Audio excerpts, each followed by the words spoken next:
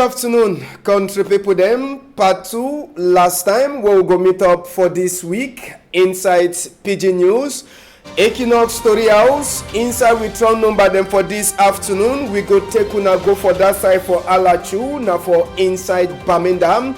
Now for the way they so more than 20 people them just now, they no get house since for Wednesday. According to book wey Minister for Defence Oga Joseph Betty Asomo Inakam, he try for talk say this palava happen after wey some boy they comot attacks on uniform men them. After we uniform men them turn back them plenty where the boy they be don't go. Now for the way a fire way a popcorn way start halam, he make am plenty house them for that side. So for Alachu for inside Bamenda born. We go take una enter for that palava this afternoon in the proper. Now so too we go take talk waka for Oga Prime Minister Chief Dr. Joseph Jongute sabi say so day for inside Southwest, and according to the program waka get for finish today for inside Boyam as we go meet up with the last group for people that will go here waiting way Chief Dr. Joseph Jongute talk and waiting way one elite for inside Southwest Senator Mbela Mukicha so he go talk for we on top waka for Chief Dr. Joseph Jongute. Other tori them we go get them inside tori for this afternoon. We get case with Binet place for inside market for Penja, a cash fire. Now so too go talk palava for Dotty for that side for Damukon Street. Now for Birmingham and even newspaper them, the Guardian Post, the Post Weekender, plus case for person we don't lose, all them the day for week before this afternoon. Big part of for this afternoon, editor we carry me, I carry you, now make cooking rice inside pot. E high up as everything carry me I carry you now make am rice where you ever cook am e dey plenty for inside your pot. Now mean say wetin power dey na for unity as everything power e dey na for unity. Evangelist Ben Awabi na send we big part talk for this afternoon. I dey turn back small time.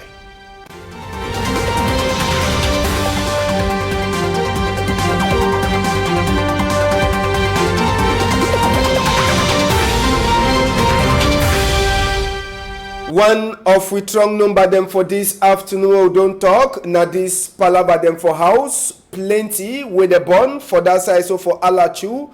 Now for inside Bamenda for mile 8 side with this kind of what in be happen. As well as Sabi Minister for Defence Joseph Betty Asomo said he don't write book for talk on top the palava, and according to explain where Minister explain, he talks in a boy then they come out.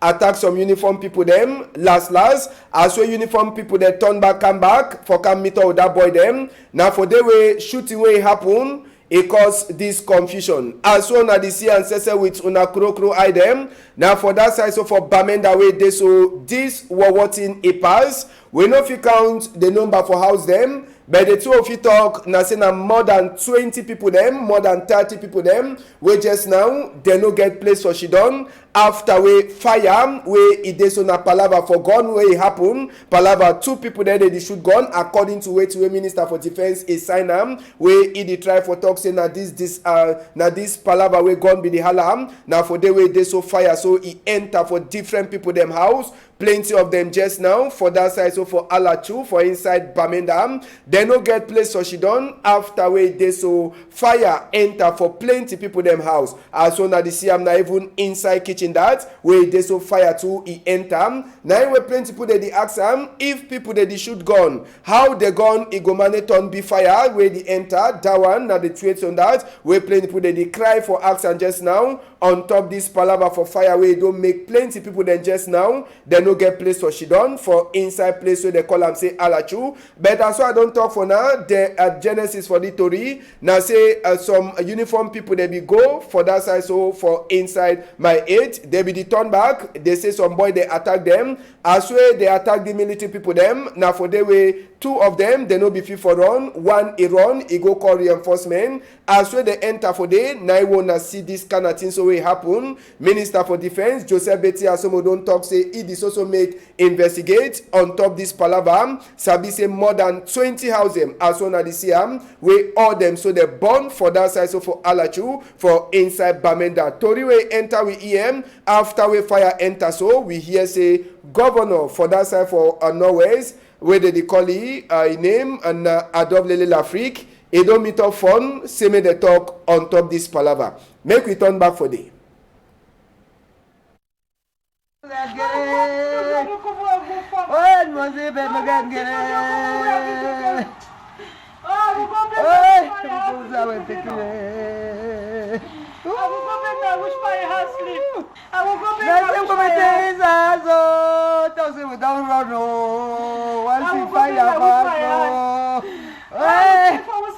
Well, we never know what's our picking then they we never know what's our picking then close them out in the one.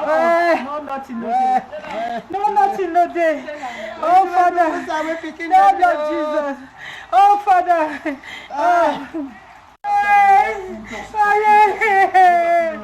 We are not going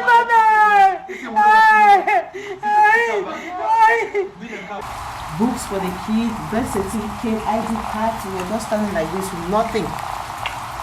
Nothing. No ID card, no books, birth certificate, nothing. Nothing. We are just, as you see us, this is how we are, with this one cloth on us.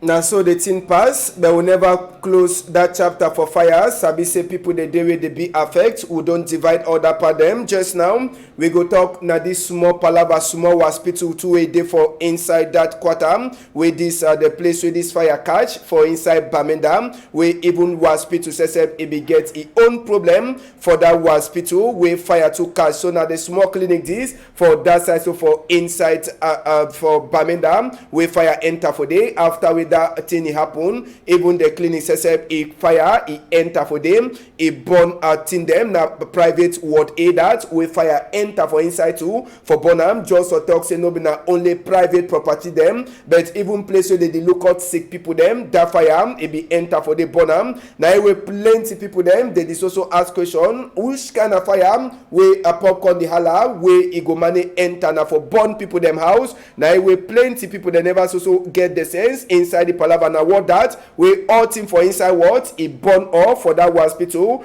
as well now the CM so for inside this palava. So no be na only people them for private side the losses, no be na house them we get even place where they look out sick people them now even laboratory that for the same hospital where the fire meet up a burn all team for inside. Minister for Defense they say they make investigate on top this palava, but according to way talk he say na fight where he make before fire is start for cash.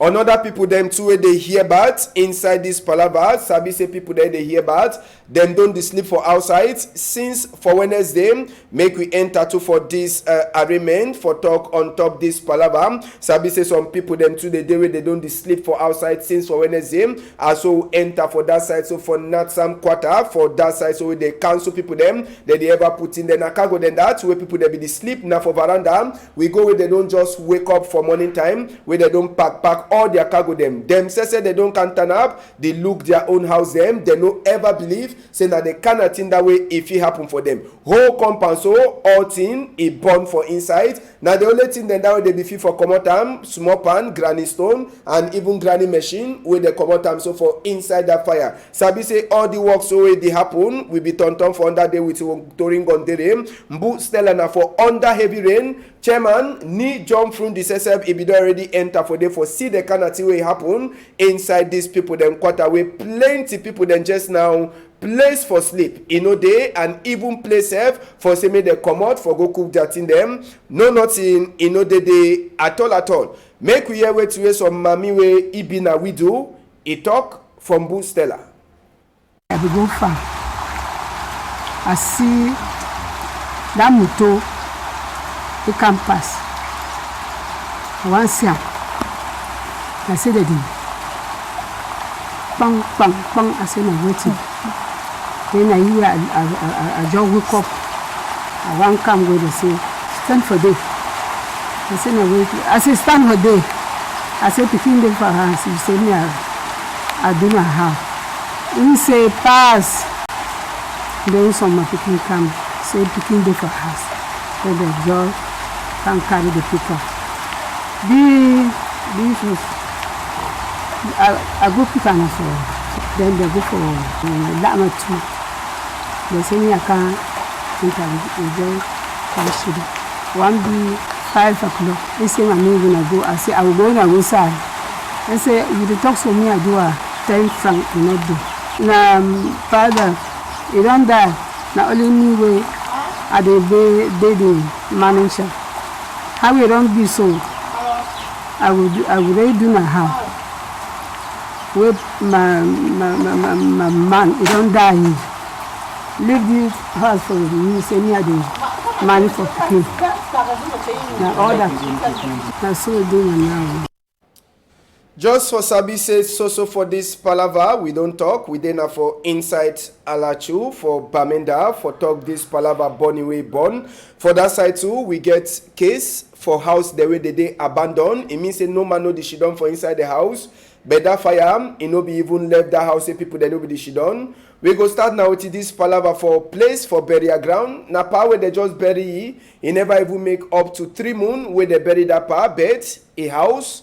They don't already burn them, where he bury a ground just for corner. As soon as they see him, na fresh grave that where they just bury him, he never overstay. But by compound, fire don't already enter for day. Now a woman where just come up for talk with you, so the pie house to all team for inside the house, he burn. And even for the house where they so they just come up for make burial too. As soon as they see him, now so house where they so fire too, he enter for days. Some of the house them when you look for ground, it show say the house no man know the shidon for day, but the house they can't pay. But fire enter, he no left no nothing for day. He burn all thing for them. And we show all the one up for Sikasena just for Sabi say the house them. No man no be the shidon for day. And if you see wall say for house, it show say a bullet. If you don't pass on top that house, fine. As soon as the CM and this same house where they abandon, no man no be there, but fire also enter for them. It burn all thing for that house. So now just the condition that where people them for Alachu for inside Bamendam,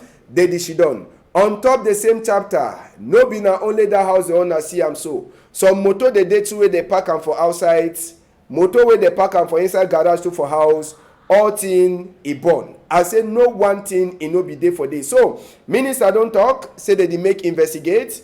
He don't give reason why the kind of thing happen, but private property and other thing the way they burn. How they go take talk? Now motor them this way they dey for garage, motor them say they burn. All motor them for there, plenty of them. If you count 1, 2, 3 motor them, where fire burn on top them. Apart from this motor one see am, other one them too a day for outside for people there before house, where all thing it burn for that side. And that's also big question. Fire, how the fire manage start and how bullet where they shoot, it cause fire. Question where plenty people they say they try for ask and for hear the head. But certain now no one in no get answer for them. We go close chapter for Alachu for Bamenda just now. We enter for inside Waka for Chief Dr. Joseph Diongute. I don't talk for now. Prime Minister also dey for Sawes. Automatic na today get for finish Iwakam. Ibi no be finish Waka for Kumba Pese. Ibi go for Kumba. Ibi get for before day 2 days. But he turn back for Boya on the same Thursday where we go. Today we hear say they continue for meet with the people them. So for see as we go make ground soft. For say chap time where people they get for talk, all money go dey fine. Oga Prime Minister, he be there for Kumba General Hospital. Wanna sabi say they be born this hospital for number 11 day for inside number 2 moon. And as well they born that hospital con the people them. Prime Minister talk say no be fit for land for Kumba, where he not can talk Asia and for give congratulate. For the hospital work people them where they don't so continue for work for them since where they born this hospital. Prime Minister immediately as well land for inside hospital, he take his time, he talk with all the hospital work people them, he salute all man and he talk say congratulate and Asia for the same time. After we sabi say if na some other place them normal therefore don't already run the hospital. Now the hospital that the first way Prime Minister meet up this one na way doctor them they be the shidon where the fire be extend for them. Sabi say the fire be burn plenty side, may what man what he get even woman what he enter for some site for salute some of the sick people there they dey for on top sick bed for talk for them say me they well quick. But Prime Minister be turn inside the whole hospital for Kumbam. He see the state and he talk say anytime waiting the go turn fine. Ngomna he go turn back for pay all people there they be lost cargo. inside that hospital. Make we hear what we talk for Ogalai. As we prepare the dialogue, you get for meet people the way they want to talk, you get for meet people the way they do for the other side, you get for meet different kind of people, organize them. So the preparations don't start. So we beg me to tell these young people, the Palaba don't nearly finish. They come out. And we go help. Me at the talk as Prime Minister. So President don't give me power. So we go help to find something to do. The first place where Prime Minister be land for Kumba na for hospital already talk. After hospital, he work go na for grandstand for Kumba. For grandstand for Kumba, he be there na for place where ESSF take time for talk for people them for Kumba. How we he work a come, waiting be the tron talk, we take and come, national anthem and palava for salute near the way they be there for all corner. Now one of the things that we all man like Cameroon person, he get for do One time, as we Prime Minister Ishidon on top chair, Chief then said they can make contribution, they bless you. Sabi say Prime Minister then for division where the worker to enter for your own division for Ndian. He here way Chief them said they bring her for you. Then the strong time, na these 5 general them for Amber them, where Prime Minister is salute them. And he glad say they don't left their shaker shoot. But Sabi say apart from the 5 way salute them, they be they total them 21 according to Tori we enter with EM, where they don't keep their shaker shoot for ground. They don't decide for here. And Prime Minister don't talk. Say he dey so Ngomna President he dey prepare. Say he go open special work for all the boy them where they keep their gun according to way talk. And they don't talk say just now. Palava for say men Kunkuma she don't hear what they talk. He dey open. But chapter for talk say they want to say make country divide. Kunkuma no one hear that one at all. According to message where Prime Minister take and go. Sabi say Ndonga said it be happen for Kumba before he come out turn back for place where they call him say Boya. Just now, Prime Minister be left people the message. That message now for Limbe we begin. Make we turn back for day for here where we begin for back. In the technique on man, all begin there for bush, then they come out, make we live there, it turn like we built before, city of enjoyment, so be so. He say, he knows CDC na backbone for Southwest. Make CDC they go back for work properly, no be so. He say, he no want to begin them, need to begin face danger. When they do for bush, they face danger. They face all kind of problems for no reason. Me they come up for bush, they come back. They enjoy like all other Pekin there where they do for the rest of the republic. Where they go school, where they play football, where they do sports, where they do their small business. Don't be so. So I want to tell those Pekin them say, President don't talk say. That problem where you be for their heart, say they say they want separation. Separation is not going to be because Cameroon are one and united country. But any other problem where they get, they go sit down for table with them, it discuss them. They don't take that engagement. When I tell them, say no need for them to stay for push. No be gone the talk, now people that be talk. Not so. So President don't tell me, say Nika talk, say he get ambition for young people there, for Southwest and Northwest. He say he go decree, make special recruitment he be for those Pekin them when they come out and all other young Pekin them. So no need anymore for Pekin them for stay for push. For plenty, Limbe, I want to congratulate you now because I hear say for Limbe, school is still go on. Now when I plenty side for this country, for Southwest, for Northwest, schools they don't go on. Less than 20% schools they go on. And we deprive our children for education. If you want hot person, the most big hot when you want hot person, deprive him for go for school. Don't be so. And when we deprive our children for go to school, we will lose an entire generation of children. We don't want that. Yes, as we talk for now, apart from Prime Minister where this also talk, we'll be meet up with one of the elites for inside the Southwest. Senator Bella Mukichas will try for Axi. Waka for Prime Minister, how is SF Ichekam like elite for Southwest? Make we hear what we talk. Yes, Ambassador, I think this worker with big man is a safe take to come for meet up country people them, his own brothers them. He come for place where now the center of the ongoing crisis, that is for Northwest and Southwest. Now very important decision and very relevant move we make. The way the man come, he come up for high office of Prime Minister. He come up for with all the dignity, with all the importance. He come down for some very humble way. He talk to people like say he be one of them. He shows say this man he no distance himself from the suffering of the people. One important thing for leadership, now say make you cause people they see with you. You cause them they follow you. You know, you lead by example. You lead from the heart. You cry with people you for time for sorrow, and you laugh with them for time for joy. And the important aspect this for this Prime Minister Iwaka. And I think say he put aside all the arrogance will be common for public officials. He put aside all the pride will be very common with public officials. He not impose the authority on people, but he submit and he humble himself. Here for Boya the other day, say Akini for down at the begona.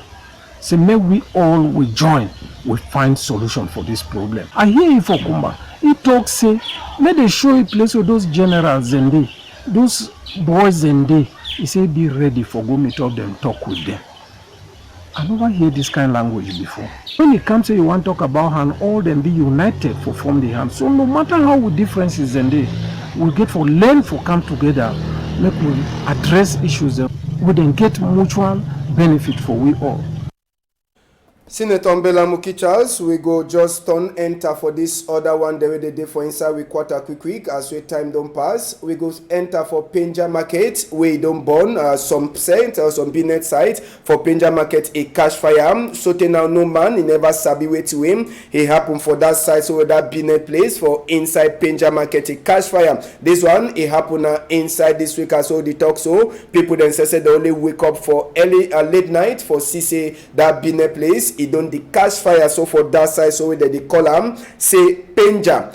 Another one where we go for inside so for Tori for inside Kwatana from Damocon Street side for Bamenda where it is so the population that is also crime. This palaver for dirty where it don't over plenty. The beg say main governor delegates and people then say they fit for carry dirty. The dirty company may they come for can do their work. They say someone they don't start carry shit them for toilet too for come to for on top street for Sika say dirty it don't over plenty. Sabi say na for Sika this palaver for Northwest and Southwest all the confusion it dey happen.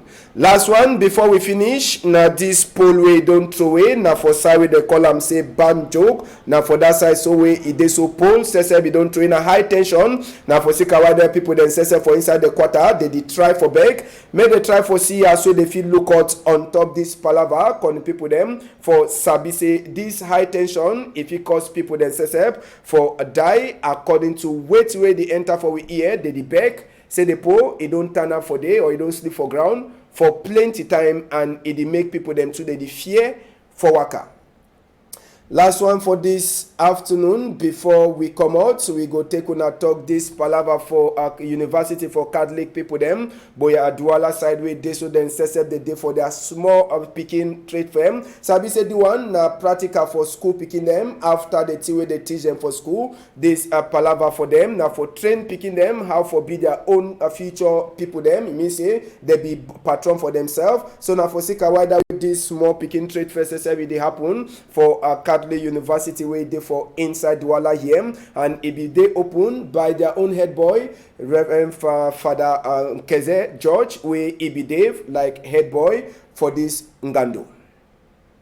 Newspaper, na way dey for we hand just now. Guidance post, the post weekend I don't talk. Make we enter for the guidance post we dey for outside. They tell we palava for see as we this sick for Northwest and Southwest. It go finish. Prime Minister John Gute said he don't start make ground for soft for say if any talk get for happen, make it happen. Sabi say Prime Minister dey for Southwest side as all the talk. Palava work on top road for Bachenga and Tibati. They tell we say the roads work, it go start, it go finish small time and the work it go for before. Now so to Fako Heart Center to the talk, small time go dey open. Now for number 1 day inside number 6 moon. The post weekend that we dey for outside this afternoon, it get its own chapter for talk for him inside the post weekend for chapter for peace worker na Gladys na people there they cash am country Sunday plus roadway they block am and people there they don't die na all the thing that we take talk come good for Prime Minister for inside Southwest as we enter for them na so lawyer then too they don't talk say main uniform people then come out. Prime Minister talk say lie to lie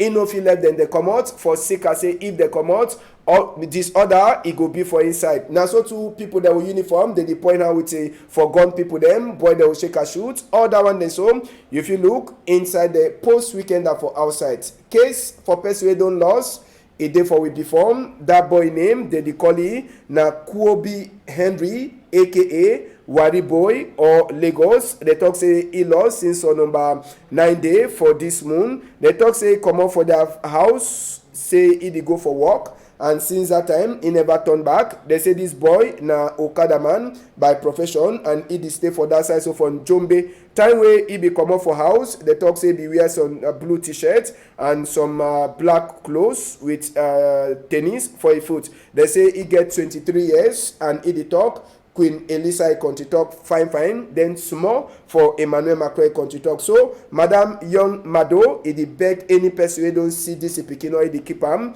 make you call the dignity number the way this for before television 654-324-251 669-109 and not 16 or you bring it for the police station for Njombe or for Equinox Story House dash Ediwetium. Madame Young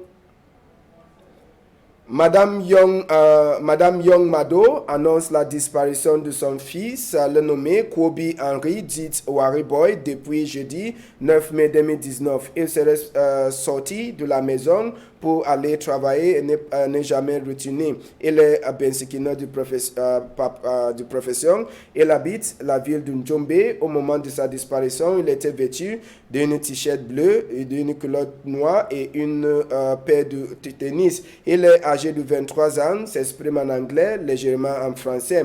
Madame Young prie toute personne qui retrouvait au bergeret sa fille de bien vouloir la contacter au numéro que vous voyez sur l'écran 654 324 251 669 109 016 ou la conduit au commissariat de Njombe ou à la télévision Equinox contre très forte récompense. Tori don't finish. We go meet up for PIDGIN News debate for Saturday. On a hold 'em tight.